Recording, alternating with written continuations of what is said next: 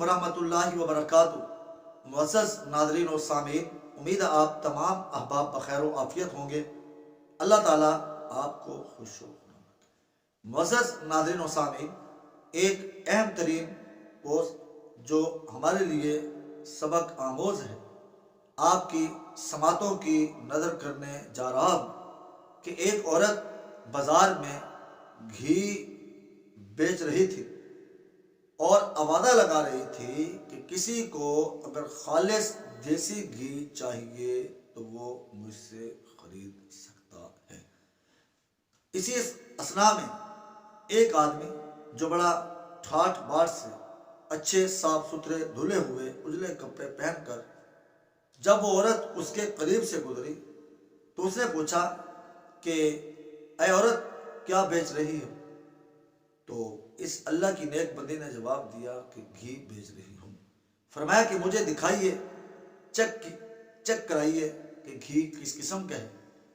جب وہ عورت اپنے سر سے مٹکا نیچے اتارنے لگی تو تھوڑا سا گھی اچھلا اور 2-4 چھینٹے اس آدمی کے لباس پر جا پڑے۔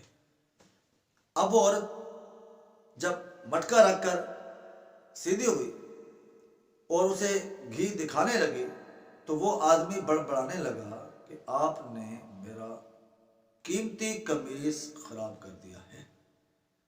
تو اس عورت نے کہا کہ مجھ پر رحم کیجئے، مجھے جانے دیجئے، معاف کیجئے، میں نے جان بوجھ کر یہ کام نہیں کیا، یہ تو گھی کے اچھلنے کی وجہ سے 1-2 قطرات آپ کی قمیص پر آ گئے۔ لیکن اس نے پورے بازار کو سر پہ اٹھایا اور کہنے لگا کہ مجھے میری قمیص کی قیمت ادا کیجئے ورنہ میں آپ کو سر عام رسوا کروں۔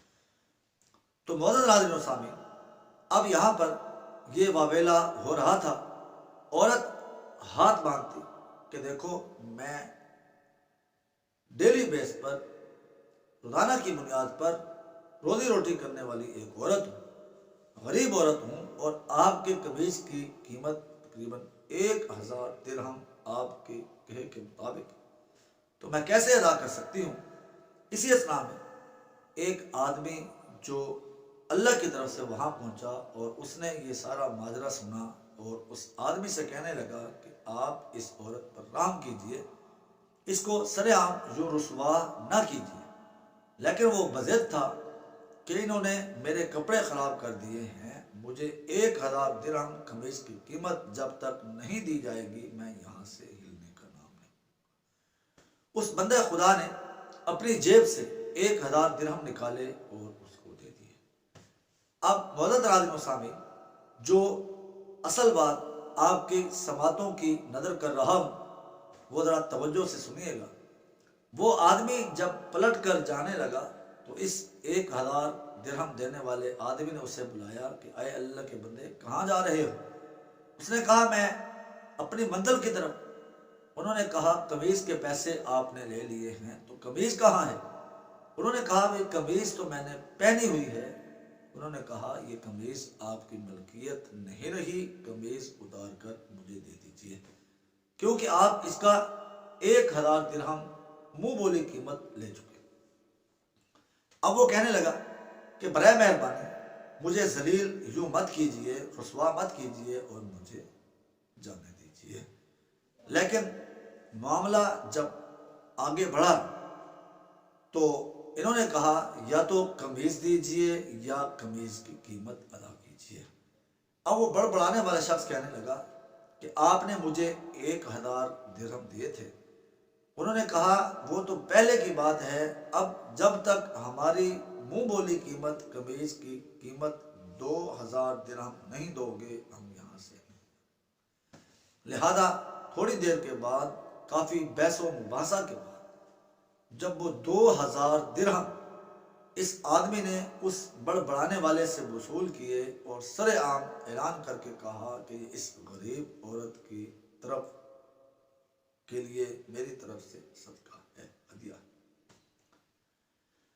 تو معاملہ رفع دفع ہو گیا۔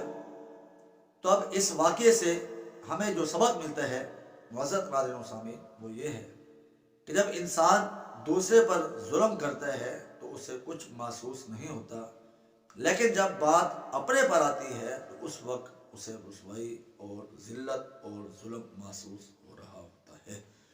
تو معزز ناظرین و سامعین، جس طرح ہم خود ذلیل ہونا، رسوا ہونا برداشت نہیں کرتے، اسی طرح یہ ہم کیوں برداشت کر لیتے ہیں کہ دوسروں کو خواہ مخواہ بے عزت اور ان پر مظالم اٹھائے جائیں۔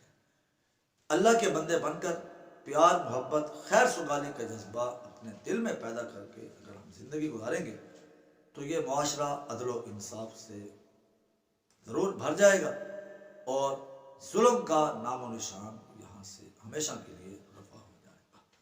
تو معزز ناظرین و سامعین، اس قسم کی مزید اسلامک پوسٹ اور ویڈیوز کے لیے ہمارے اس چینل کو ضرور سبسکرائب کر کے آئی آئکن کا بٹن پریس کیجیے گا تاکہ ہر نئی آنے والی ویڈیوز بآسانی آپ تک پہنچ سکیں۔